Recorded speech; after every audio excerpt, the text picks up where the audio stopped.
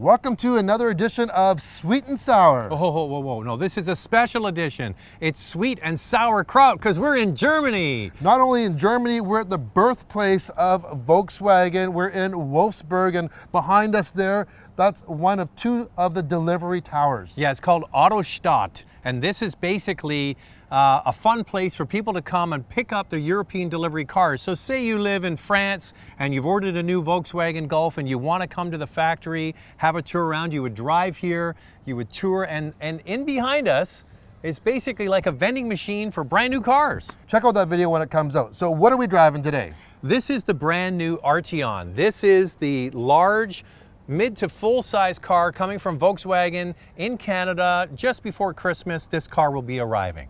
What do you think? It looks like a futuristic car, like a, what do we call it? A concept car, but on the road. When this was introduced at the auto show, I couldn't believe that it was a Volkswagen. I'm like, man, are they gonna make this car? And here it is, and it looks hot. Let's get into it right now. Now, Klaus Bischoff is the head of design for Volkswagen. He talked about just that doing the lights wrapped into the grille and around the front of the car, the lighting package and the treatment really is first rate. He said years ago this would have only been able to be completed on a concept car, but now it's able to be done in a real production car. It's got a really bold look. The turn signals, I like the front and the rear. Yeah, it's very futuristic. This is going to be the flagship for Volkswagen, so all of the newest, latest, high technology stuff will be put into this car. And we're getting it fully loaded for the Canadian marketplace. Let's check out the rest. The one thing we should say about this car is that it is a sportback, a liftback. It doesn't have a trunk. It's like the CC that was a coupe four-door, but instead of a trunk, it has a liftback. Speaking of the CC, this is larger in all dimensions, and this is built on the new MQB platform where the CC wasn't. That's right, and with that you get all of the available powertrains and features that you get in the MQB vehicles integrated into this, so all the latest stuff. So on size, it's bigger than the old CC. Standard 18-inch wheels, but this is the R-Line. Hot 20-inch black wheels on this one. Well, we're not sure if in Canada we're going to get this color wheel, but if you do get our line, you will get 20-inch wheels. And I think a lot of people will offer that package. Yeah, I would, for sure. Now, I like it. I think from every angle it looks really good. It's low, it's wide, it's flat, and when you see them on the road, and there's a ton of them on the road around here in Wolfsburg, it really does look aggressive. Yeah, a lot of people won't even recognize that this is a Volkswagen. It's very, very sleek, and it kind of has a real low stance, like you said. Now, do you think it looks more upscale than the Volkswagen badge would sort of portray, more Audi-like? Yes, definitely, for sure. And a lot of people, I think, will make that comparison. You're going to get a lot of technology you would get in some of their cars, but at a Volkswagen attainable price. Yeah, so onto the back. Power liftgate. It has a smart liftgate as well, where you can just kick and it'll open, and it's got the auto closing feature. Lots of room in the back. Yeah, I owned an Audi A7, which is very similar to this car in size, and of course has that lift back as well. It's got to be one of the most functional vehicles you can have as a sedan, but also have the utility of a utility vehicle. All right, let's take it for a drive. Rock, paper, scissors. Okay, ready? Oh, he finally won. I got it. Oh, I'm not used to sitting on this side. Now this is a lot of fun. I get to drive first for a change. I kind of lost on purpose. Yeah, whatever. So we're in Germany, thanks to Thomas Tetzlaff from Volkswagen Canada. He's brought us all the way here. He's the man. So why did you bring us to Germany to drive this car? Well, I brought you here to drive this car because it's new. The all-new Arteon will be coming this winter, and I thought, you know, Zach and Brian really need to take this thing for a test, and where better than the birthplace of the Arteon. That's right. Well, we should back up and talk about what car this replaces. So the Passat CC was another stylish coupe-like sedan, and now this is the vehicle that replaces the Passat CC. There was years ago a Phaeton, which was a sort of a high-end Volkswagen, but that disappeared about 12 years ago. So what do you think of the inside? Well, He's looking at me. Are you talking to me? Well, yeah, well, we're not used to having someone in the back. And I honestly think Thomas is here to make sure we don't take off with the car, maybe. Yeah. Where could we go? Italy for the weekend. Maybe. We're in Europe, so everything's close by. Anyways, inside, Love it. First of all, sitting in the seat. Let's talk about the seats. First of all, for the first time for North America, the driver's seat gets a massage feature. Really? Standard. Not for me.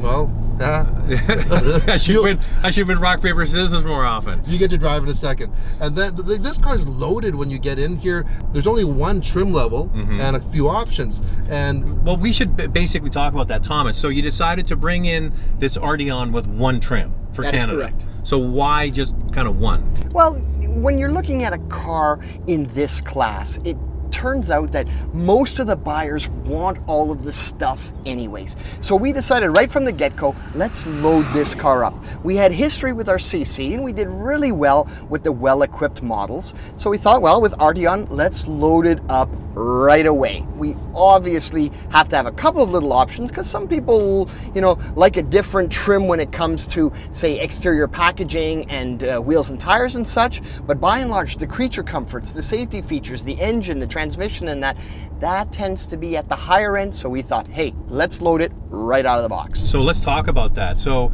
the one we have here in Europe does not have a sunroof, but all of the Canadian cars will have a sunroof. standard, also standard, is the digital dash. On other Volkswagens, that's an option. This is standard.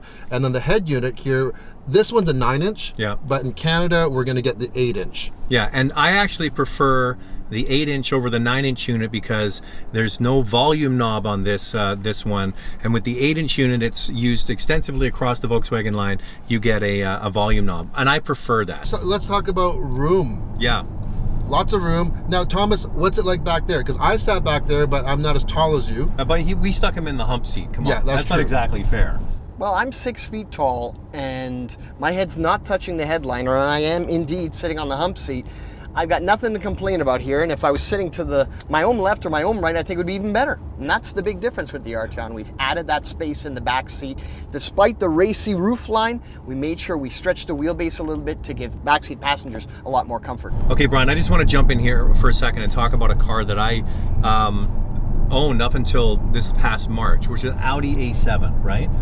Very similar architecture to this. I mean, shape and size. Sort of a mid to larger car with a sloped rear roof and a lift gate at the back. Yep. And I gotta say, we had that car for 3.5 years and we absolutely loved it because you get the functionality of a big hatch like you would with a utility vehicle, but you're low to the ground, you've got the sportiness of a sedan. It really was a great marriage. Some people are calling this a hatch. I wouldn't consider this a hatch.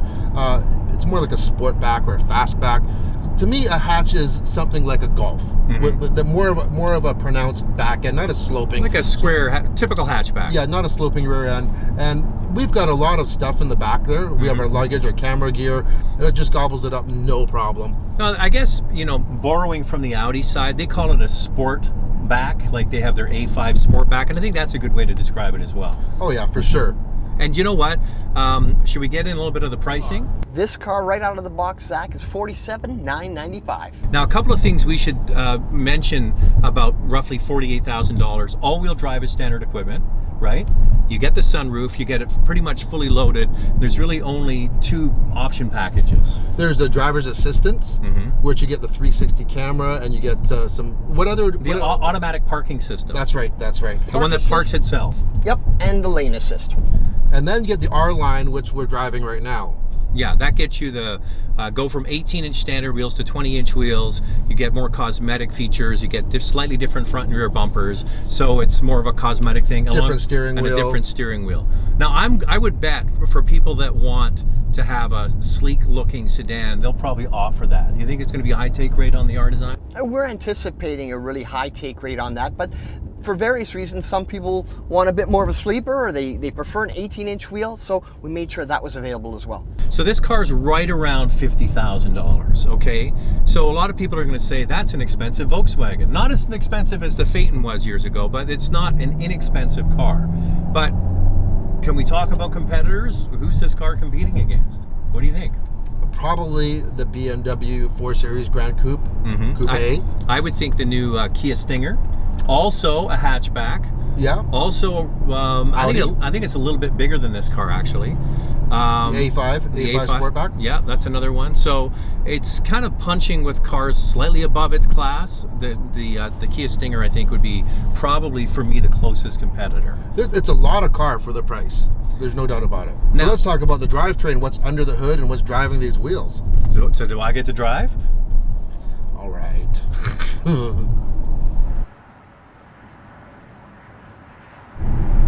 All right. What do you think? You know what?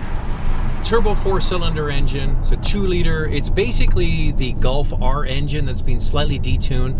268 horsepower and really good torque. And I think that's one of the strong points with this car is that it's got a lot of punch out of the pocket. And you wouldn't think with a Turbo 4 it would, but you know, Volkswagen knows what they're doing with these engines. It really feels very Golf R like that, this engine. One difference that we have with this European model that we're driving, though, this is equipped with a 7-speed DSG transmission.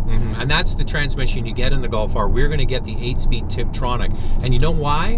Do you know why? I heard why. Please turn left after 350 meters and continue to follow the B82 towards Schladen. We're going to Schladen. Schladen. Thomas, why is it that we don't get this 7-speed DSG? Well, there's been a noted preference for a normal, if you will call it, transmission in certain applications. We decided to go with the 8-speed that we have hot off the presses. It's an excellent transmission. I think you'll be hard-pressed to find something that's as smooth as that transmission.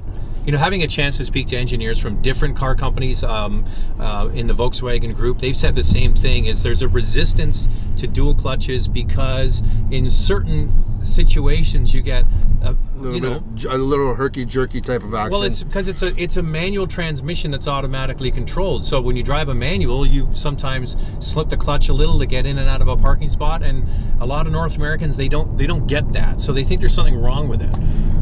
But so a Tiptronic solves that. Yeah, you know, they want smooth, and you know, I want to feel the gears changing. Put it down a little bit. Come on, let's. I'll put it in S. I'm gonna jump down a few gears. Yeah. You're right about the Golf R feeling to it. Yeah. It does have that. And it sounds like it too. Also, this is equipped with the dynamic chassis control. Yeah. So you have the different modes here. You can put it, and we're in sport right now.